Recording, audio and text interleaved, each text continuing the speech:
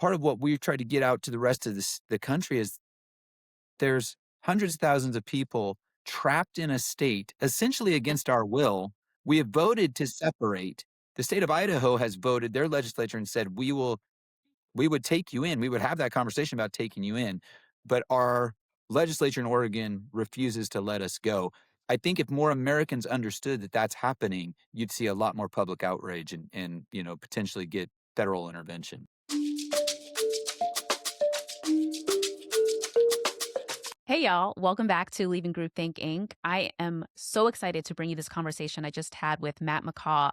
He is a husband and father of 10 based in Eastern Oregon who is part of the Greater Idaho campaign, which is a movement to change the border between Oregon and Idaho rather than forcing Eastern Oregon to remain with Western Oregon, which does not represent its interests and refuses to give them the proper representation that they deserve. This has been a fascinating conversation that touches on a lot of the themes that we dig into here. They're really just kind of a case study in what happens when ideological monopolies become so deeply entrenched that people are unable to get their needs met. They're also this really inspirational example of what's possible when people start to think creatively about how to use the political and civic tools that are available to us in order to peacefully get our needs met, make our wishes known. This campaign is obviously still in the works. We don't know what's going to end up happening with it, but it's a really interesting way of pursuing full representation and being able to think about creative ways to get around these ideological monopolies that are hurting so many places that we live in. And so without further ado, here's my conversation with Matt McCaw of Greater Idaho. This is a really just interesting kind of project. I think so many of us are so used to maps almost like they are like engraved and, handed down to us and, aren't able to be moved at all. But given when we have people who aren't necessarily very movable, it's exciting or interesting to think about moving a border. And so that's really would just love to know more about the Greater Idaho campaign, why it was launched, and just how you got started with this. So welcome, Matt. And Yeah, thank you.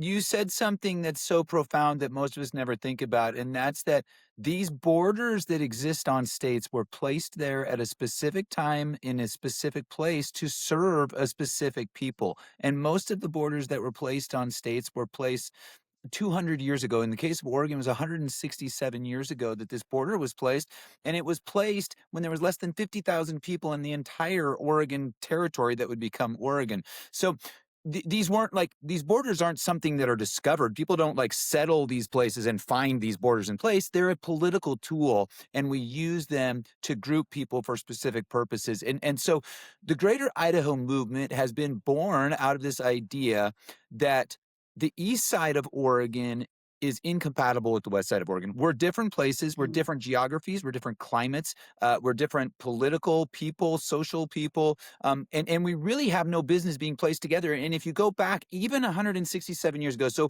for your audience that may or may not be familiar with the state of Oregon is on the west coast, and it's divided by the Cascade Mountain Range. So this is a mountain range with 10 and 11,000 foot peaks that goes right down the middle of Oregon and Washington and down into California. And on the west side of the mountains, towards the coast, you have a very fertile, low elevation, lush, really good agricultural, place to raise crops. And so the west side of our state got settled very, heavy population because that's where you could sustain heavy population. The east side of Oregon is arid, it's high desert, mountainous. And so it's always been different. The geography has always dictated that it wouldn't really make sense for the people of Eastern Oregon who have a completely different lifestyle to be grouped with the people of Western Oregon. But when this border right. was placed almost 200 years ago, there were 60 delegates at the original Oregon Constitutional Convention. 59 came from west of the Cascade Mountain Range, and one came from east of the Cascade Mountain Range, because even 167 years ago, the population difference had gotten so extreme between the West and the East. And of course, just like what we have now, the people on the west side of the state voted. They said, no, we want to put the border. We want to group this Eastern Oregon territory with Western Oregon so that we have a big footprint, so that we have more natural resources. The people of Eastern Oregon actually voted and said, we want that border on the Cascade Mountain Range because that's where it makes the most sense. And moving Hmm. forward, it will always make sense. You will be different, and we'll have different needs. We'll have different economic, needs that we have. So that's where it would make sense. We were outvoted 167 years ago, and nothing has changed in that 167 years since. So the state of Oregon, Eastern Oregon, has about 400,000 people, and our state has about 4.1 million. So out of that 4.1 million, over 2 million of them are in the Portland metro area. So what ends up happening is that the Portland metro area dominates state politics. Every statewide ballot measure, it's whatever Portland wants is what happens statewide. Our legislature is a supermajority of Democrats. Our governor's been Democratic for 40 years, because that's what the people in the Portland metro area want. And so our idea came along. So I'm a lifelong Oregonian. I'm 50 years old. I've lived here for 48 out of the 50 years that I've been alive. And the only 2 years I was gone, I moved across the Columbia River to Washington. Didn't like it and came right back. So my family's been here for generations, like a lot of people. But my entire life, there's been this east-west divide. I grew up on the east side of the mountains. The people on the east side are different than the people on the west side. There's always been an urban-rural divide and an east-west divide in Oregon. But over the years, our state has changed and gotten more left-leaning. So if you go back 40 years when I was a 10-year-old kid, we might have a Democratic governor, but our legislature would have been Republican, and the Mm. rest of the state, it wasn't dominated by Portland so much. But over the years, over the decades, our legislature has flipped from being a conservative legislature to not only a Democratic legislature, but a supermajority. And so the state of Oregon has become, one of these states that we consider one of the real, hardcore leftist, liberal, blue states. Didn't always used to be that way, but it's gotten that way. And so because of that, there's always been this east-west divide. There's always been this clash between what the people on the east side of the state want and what the people on the west side of the state want. But because the state has gone so far left, the people on the east side of the state have basically lost all representation and all voice in Mhm. in what happens. The population outweighs us 90% to 10. There's no way that we can ever have our voice heard or what we need met by our politicians as long as we're grouped with the Portland metro area. So our group came along 5 years ago and they said, maybe it's time to ungroup ourselves from the Portland metro area. We never wanted to be grouped with them in the first place. We've been putting up with it for 167 years. Uh, let's see if we can make our counties decouple from Portland, and join a state that far better represents us. The people of Eastern Oregon and the people of Idaho are very similar. We're similar economically. We vote the Mhm. same way. Culturally, socially, we're the same.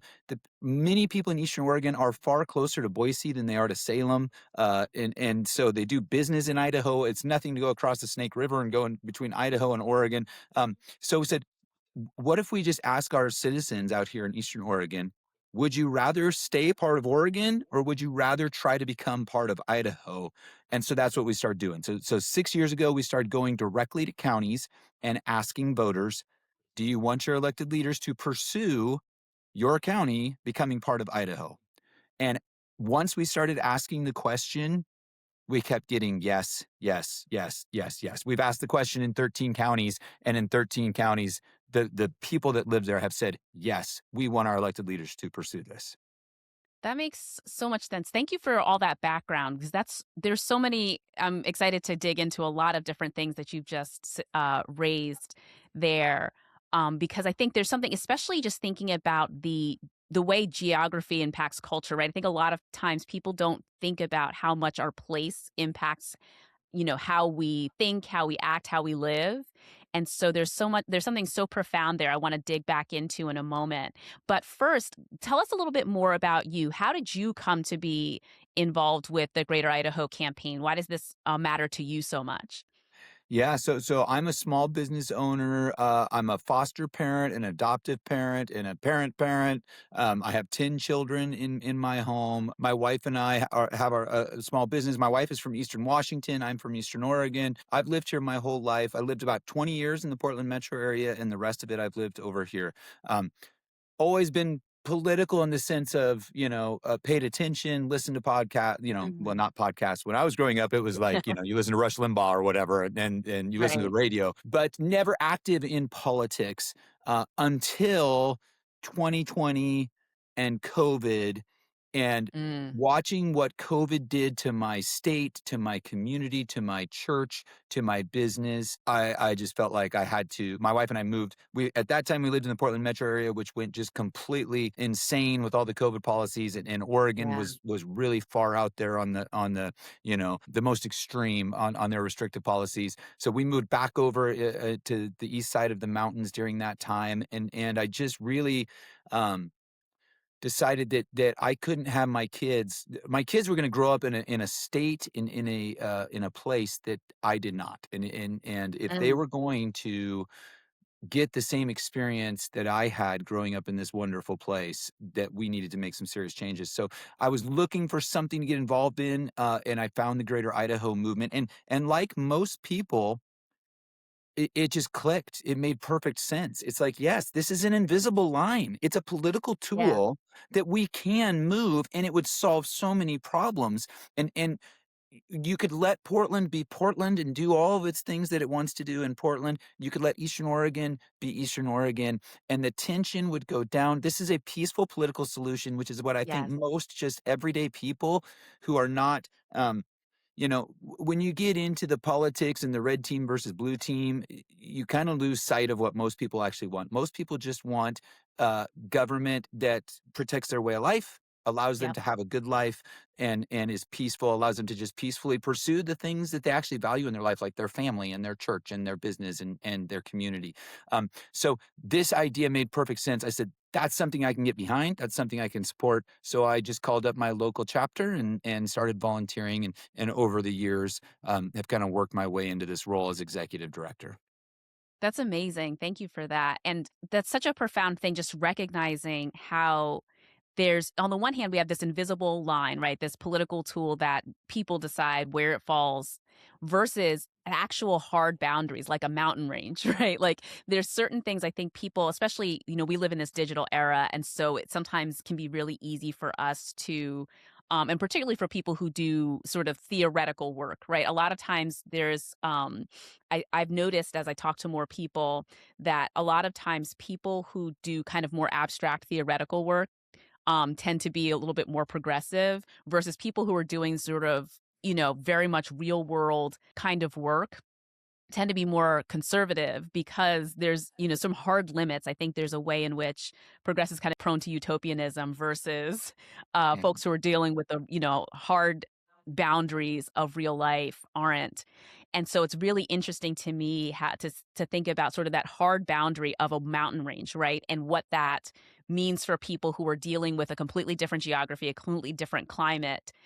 It makes sense to actually let some of those harder lines, right, those actual physical boundaries sort of tell us a little bit about what should be divided because there is always going to be, as long as you have a completely different geography, as long as you have completely different physical constraints, there are certain practical realities that are inescapable.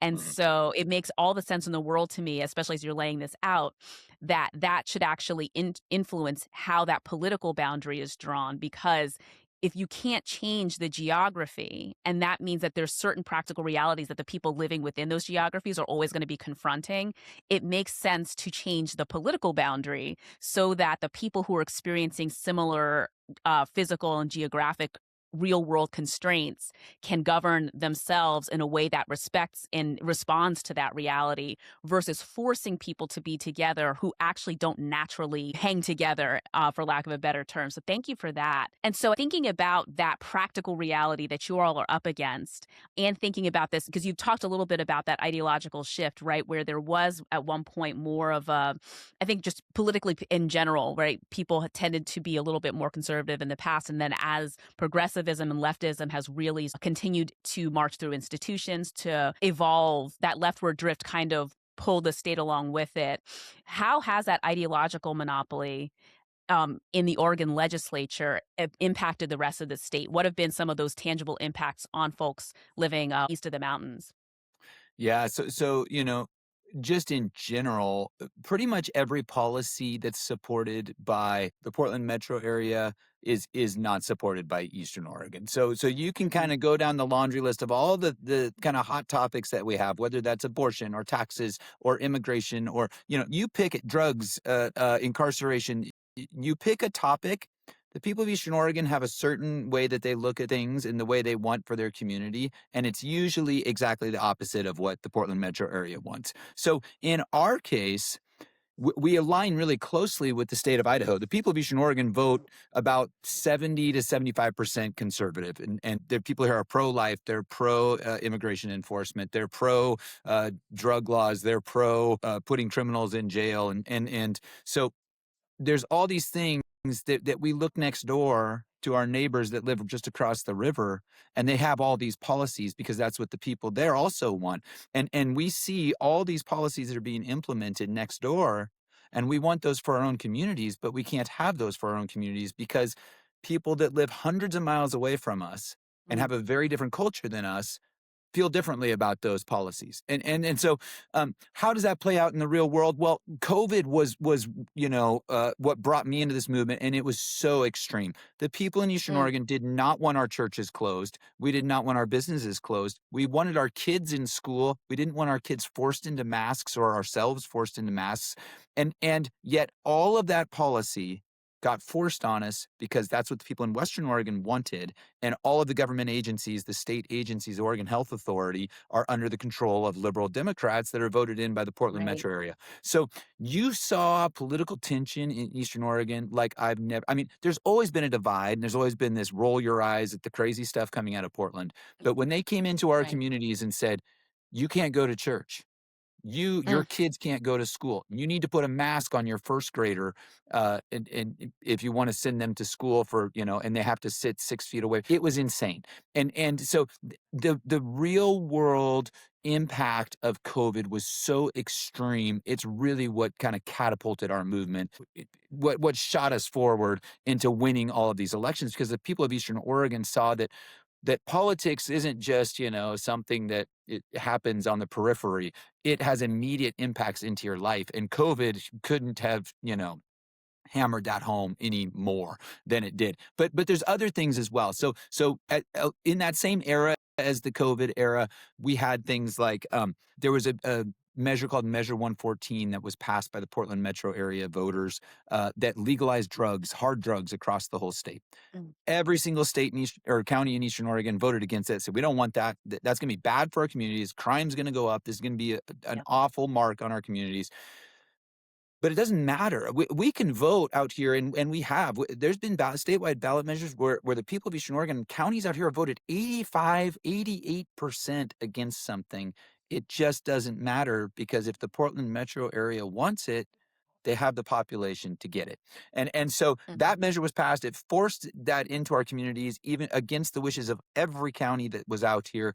And that happens often. That happens with gun restrictions. That's happened in Mhm. this state. It happens with abortion policy. The people of Eastern Oregon are pro-life. They don't want abortion on demand. They don't want state-funded abortion in our communities. Right. But what happens is the people in the Portland metro area, that's very important to them. And they come out here into our communities and they pour money into our communities, opening these centers that the people here don't even want. And so Mm, it's just it causes tension and it just people here do not feel represented, they do not feel heard, and they do not feel like the people of Western Oregon have our community's best interest in mind. We actually feel like we're being harmed by the people that live hundreds of miles away from us that keep forcing these policies into our communities. And the only way to protect ourselves is to disconnect from those people. And that's what we're attempting to do. And Sabrina, borders have moved dozens of times. So this is a process. right. It's not been done a lot in the United States, but it has been done. There's been dozens of border changes in the Mhm. United States. People kind of get this idea that state lines can't move and that, they're kind of, set in stone, but that's not true at all. There is a process and it has been done multiple times. And that's what our whole system is supposed to be government for the people, Right. by the people, with the consent of the people. And this idea it perfectly aligns with all those American values. And it's something that even when polling has been done, even people that live in Western Oregon will tell pollsters, well, if the people of Eastern Oregon vote to leave, we should let them go. Like your Mm, everyday person understands that this doesn't make sense. It doesn't make sense. You're only going to get negative consequences from right. forcing. policies into communities that they don't want, forcing things into communities they don't want.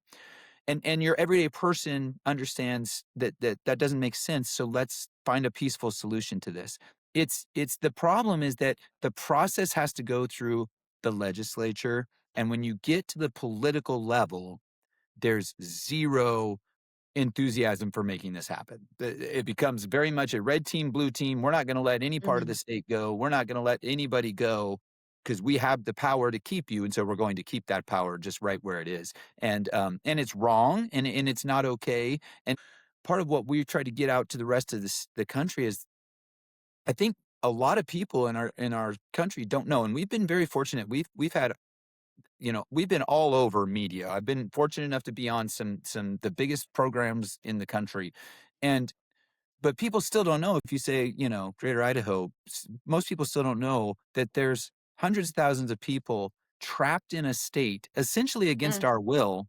We have voted to Yeah. separate. The state of Idaho has voted their legislature and said, we would take you in. We would have that conversation about taking you in, but our legislature in Oregon refuses to let us go.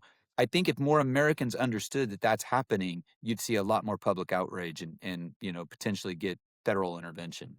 Absolutely, and there's so much there, because I think something that, yeah, for me, I certainly didn't know until a few, weeks ago. I met someone who another person who's working on your campaign, and it's so weird because it seems like, yeah, most people understand, oh yeah, that it makes sense, like, we're very culturally different, geographically we're very different, there's this other entity that more naturally works together, right? It makes more sense just geographically, and it makes all the sense in the world for that natural community to be within the same boundary, and it's so interesting to me. I think, tell us a little bit more, what is it that they're trying to hold on to or continue to take from you all, that they're keeping you there?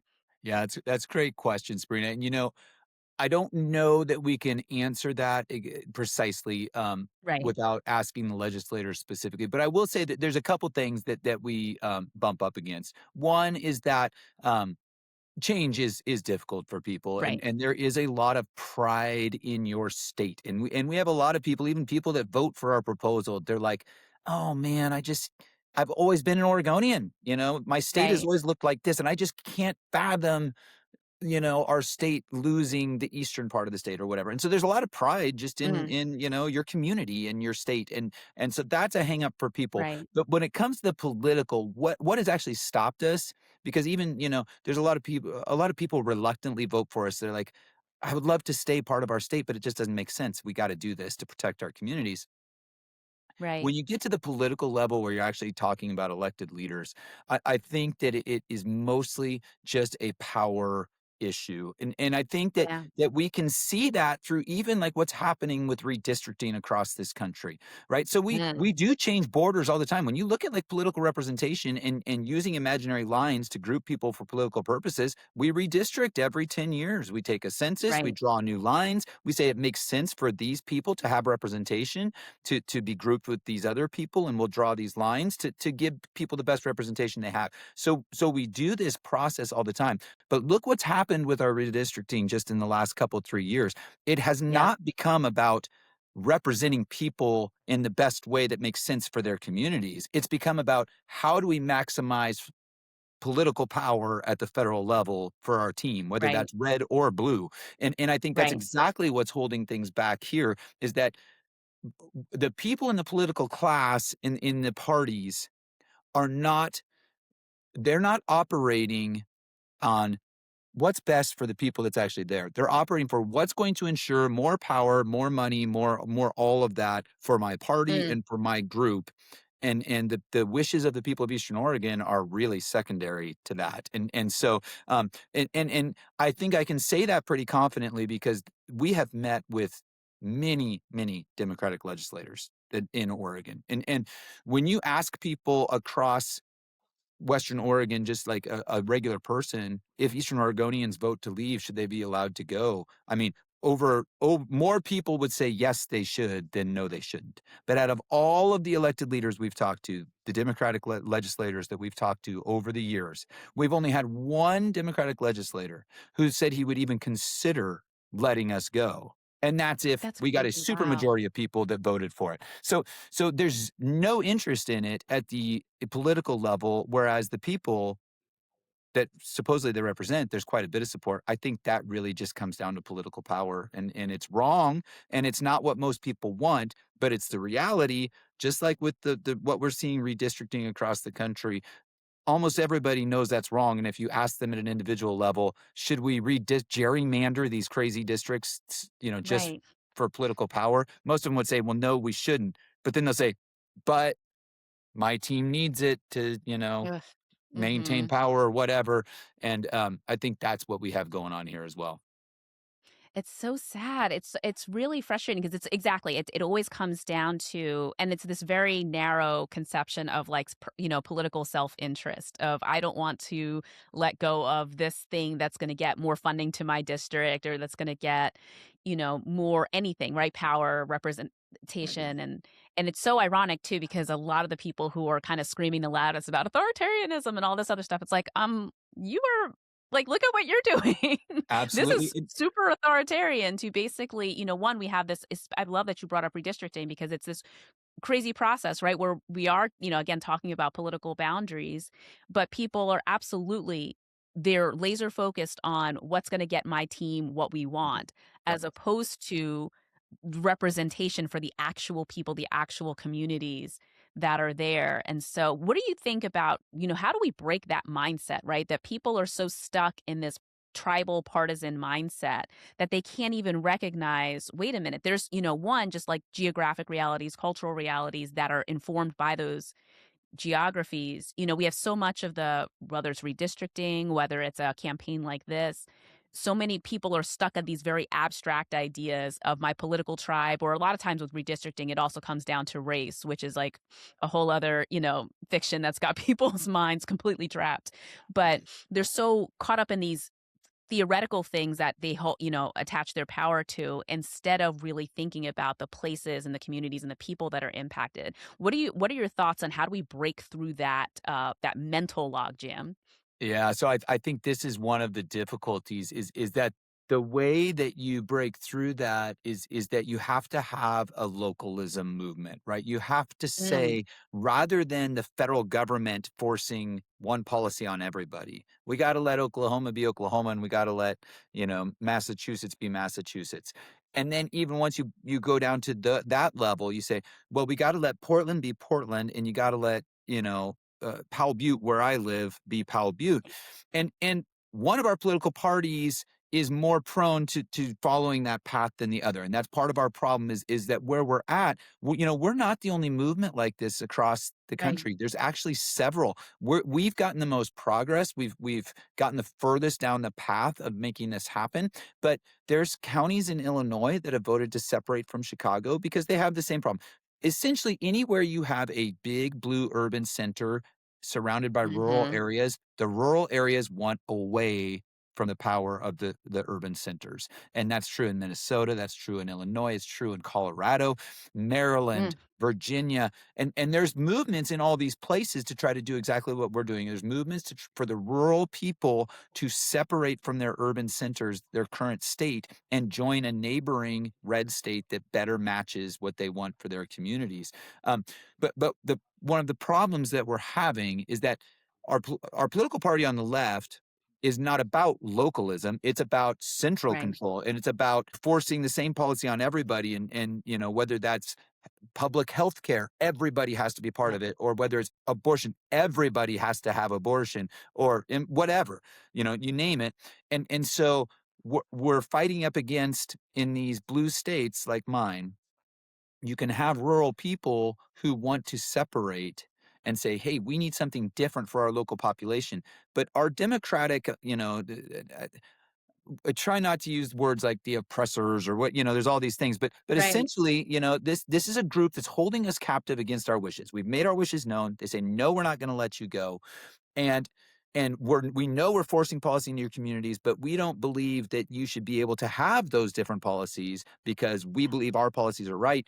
We're running up against this kind of central control political philosophy, and that's why we're not able to make progress. And so that's why We've spent 5 years and there's been multiple Oregon legislative sessions. I've been to the Capitol in Salem. I've met with legislators personally. People from our team have, and we've asked and we presented proposals and said, "Look how much money this could save you if you just let us go, and it's the right thing to do." And we've made all the arguments that we think, are persuasive to normal people, and it hasn't budged the legislature at all or our governor Mm, at all. And so that's why we're at the point now, and we think this is the next step, and this is what needs to happen, is that the federal government needs to intervene on behalf of these yeah, rural counties, these rural people who are democratically voting and saying, we want to separate from our cities and our states that are yeah. controlled by these cities. And our cities and those states are holding us captive. It's time for the federal government to step in and say, no, this is the United States of America. And the United States of America, we don't hold people politically captive who don't want to be part of this anymore. We don't force people to associate with you who don't want to associate with you anymore.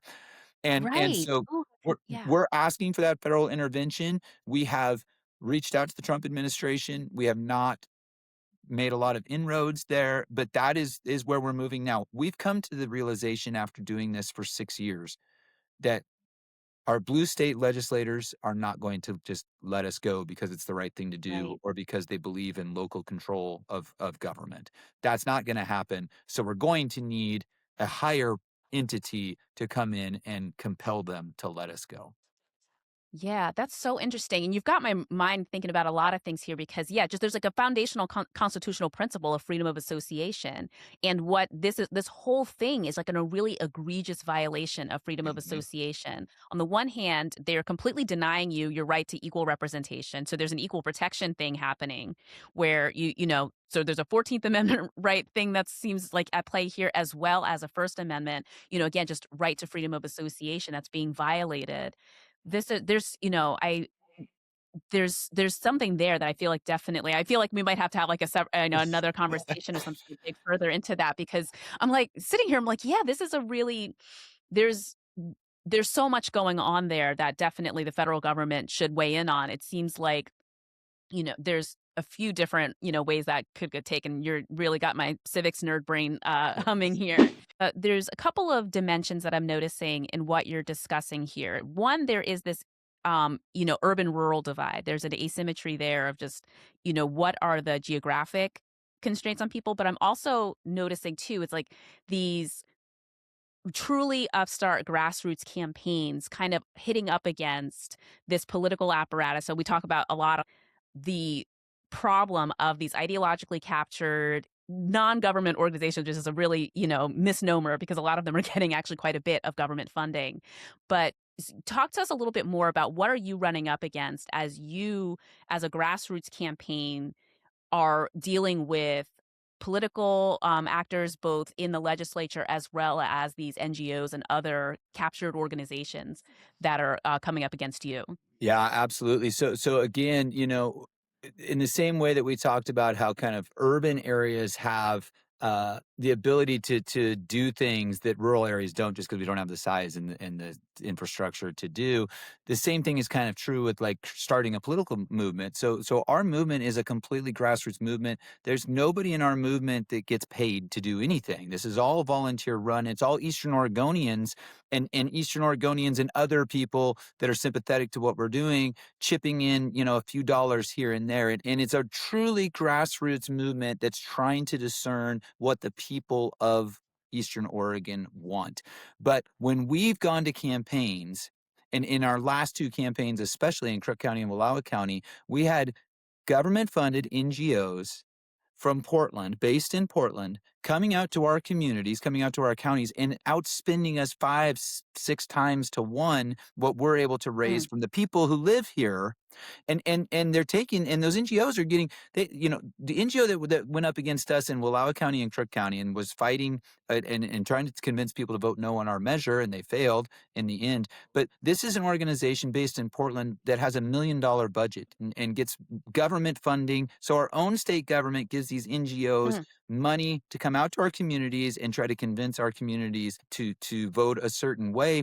And It's an unlevel playing field, and it's not Yep. fair, it's wrong, it's corrupt for our state government to take our money, give it to somebody else to come out in our communities, and then try to convince us to stay part of the state, and everybody would kind of acknowledge that that's not okay and that's wrong, but that is the reality of what's happening, and I think that, you know, I didn't know the extent that this was going on until I got involved, and then also just all of the US aid stuff that's happened in the last year Mm, and a half since President Trump was reelected. And we're starting to see, oh man, that's not just happening right here in Oregon. That's happening everywhere. There's NGOs taking absolutely. government money and pushing left-wing ideology everywhere. They're taking our tax dollars and fighting against the values that we actually believe in.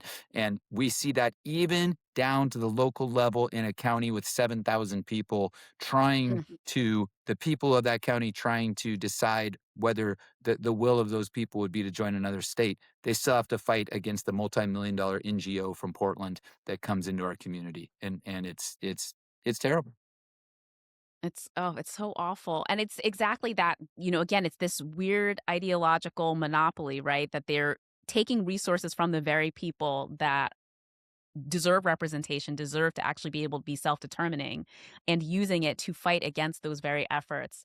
Just crazy. Thank you so much for breaking that down because I think it's hard for people to understand sometimes how that sort of thing happens. Why is it that there are these campaigns that are trying to do something different and then they're getting pushback from people who are well funded, right? Who their whole job is just to be able to do this, where you're running a business, right? People are actually out there running their farms, raising their families, and Right. so this is one of Yeah. the reasons why I started this Substack is because there is this entire entrenched industry Mhm. that is going up, that claims to be for, grassroots organizing, claims to be for democracy, all these things. And then when it comes down to it, they're protecting their own institutional and political and industrial interests against actual people who are trying to use the democratic process in a truly democratic way. It's exactly right. It's exactly right, and it's a struggle for not just our organization, but all these organizations that are truly grassroots. It's very difficult to raise money. It's very difficult to get organized, and then you have these NGOs that have just seemingly unlimited money from taxpayer dollars, or big industry and corporations that pour money into these Yep. supposedly nonpartisan NGOs. Then they come out here and, Yep. and they try to push their agenda and their ideology into our communities, and it's yeah, just another reason that we need to, as rural people, conservative people. We, if we're going to protect our way of life and our communities long term, we have to get under a state government that actually aligns with those values, and that's exactly what we're trying to do. For a moment too, because I think this might be is, certainly I was new to this campaign, and I think for a lot of people listening that this might be their first time hearing about, not these sort of urban rural divide, but that there are actually active campaigns in other places. Can you mention any of the other efforts that are going on in different places that people might want to look into? Yeah, so there's a group in Illinois. There's 2 groups in Illinois that are trying to separate because Illinois is very similar to Oregon. You have the Chicago metro Mm. area, Cook County dominates state politics, but you get outside Right. of Cook County and there's a lot of rural areas, and they're more like Indiana than they are Right. like Chicago. And they want to be part of Indiana. And the Indiana legislature has already passed legislation saying, "Hey, we'll study about, we'll look into this about taking these in." So there's 2 groups in Illinois that are working to separate from Illinois. There's a group in California looking to separate in California, New California, create a new state. We've been contacted by groups just starting up in Maryland, for instance. I know that in Virginia, a senator in West Virginia just introduced a bill to invite the rural counties of Virginia to join their state because the same thing is happening in Virginia. We just Yep. had an election in Virginia, and right off the bat, as soon as the Democrats took power, they said, we're going to disenfranchise our rural voters from their federal They representation. sure We're going did. to redraw this map 10-1. And, that had nothing to do with actual representation, had everything to do with a federal power grab. And so, um, again, there's groups all over the place. I'm trying to think of somewhat others. Eastern Washington has the same problem we do. They don't want to join Idaho, but they want to create their own state because Washington is just like Mhm. Oregon, divided by the Cascade Mountain Range. Eastern Washington is a lot like Eastern Oregon and Idaho. Right. Western Washington is a lot like Western Oregon. Like I mentioned, Colorado, you've got Denver, and then you've got the rest of the state that Yep. isn't Denver and doesn't want to be Denver and doesn't want the policies of Denver. Something that's happening all all over. And one of the reasons too, and I think this is important to note as when you're talking about these sorts of things.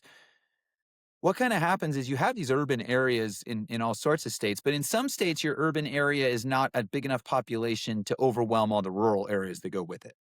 And Right. and you don't see the same level of, urban cities saying, "We want out of this state." And part of that is because these urban areas are big enough that they can just create their own policy and say, "We're gonna Mhm. do this ourselves, and you can't stop us," you know? And so, like, for instance, you have these big metro areas all over the country, whether they're in a red state or blue state, they'll just say, "Well, we're just gonna be a sanctuary city." And, Right. "What are you gonna do? We're 2,000,000 people. You gonna come force us?"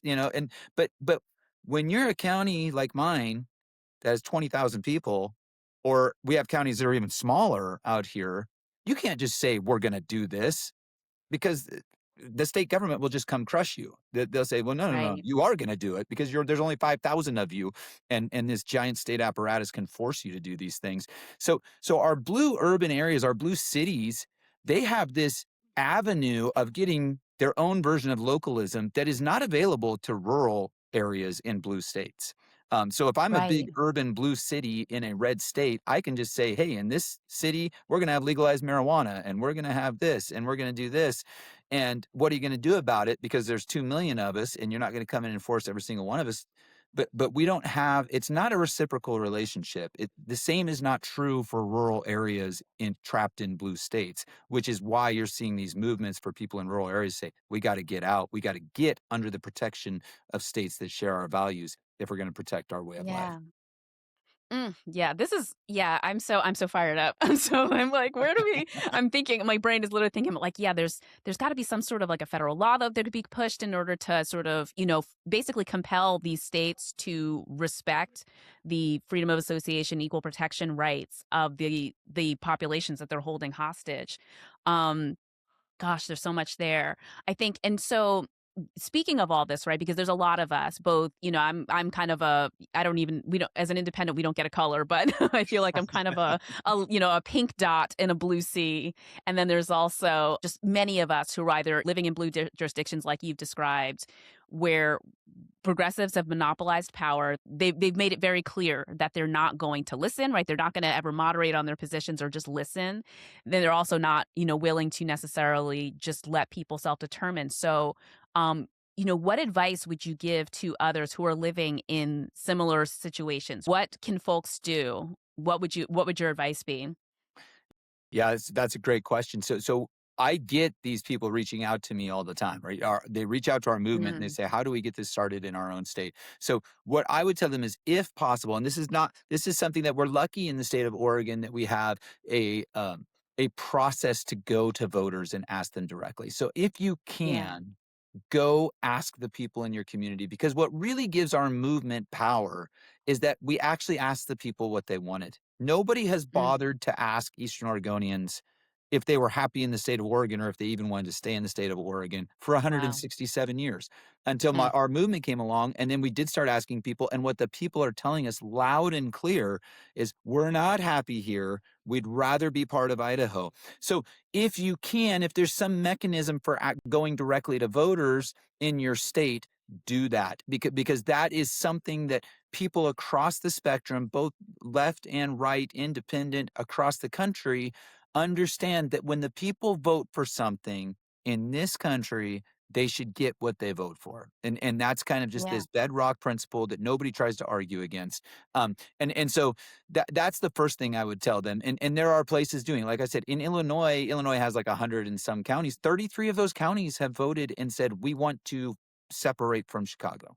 And so Wow. we know what the people there want. They've democratically voted. So now you can make a very compelling case as to why they should be allowed to go join a different state, or just separate, create their own state and petition Congress for their own Hmm. state. So that would be the first set of advice I would give them. And then once you have that, once you know that's what the people want, then you have the power and the ability to make the case that we're making.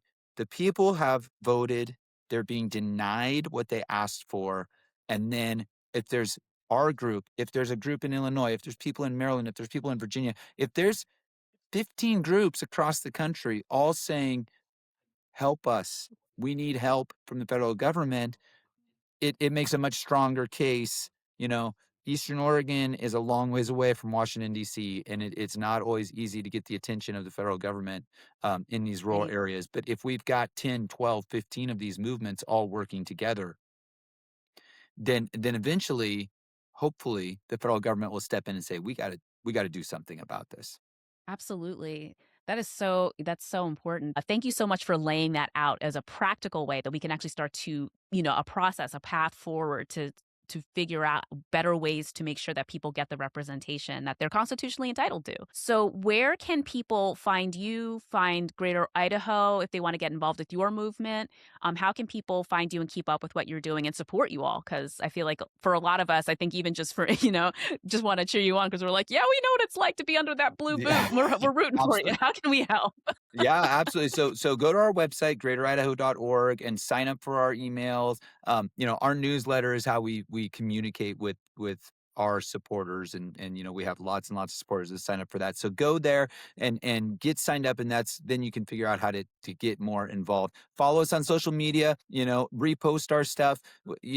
Social media is incredibly powerful, and we've been fortunate and had things go viral, and hundreds of thousands of people see things, and it's all about just like raising that awareness and keeping it on people's radar until it gets to a point where somebody says we need to do something about this, or it hits the right Yeah. person in a position of power in Washington, D.C. to say like, hey, we should help these people. This is wrong. This is something that a wrong that needs to be righted. So go to Twitter or X. We've got, social media there, Facebook, just greateridaho.org is the way to find us. All right. So greateridaho.org, folks can use that as kind of a jumping off place. Thank you so much for what you're doing and for taking time to chat with me and let us know what's going on so that we can figure out ways to support you, but also to think about similar initiatives in places where they're needed. Thanks so much, Matt. Absolutely. Thank you, Sabrina.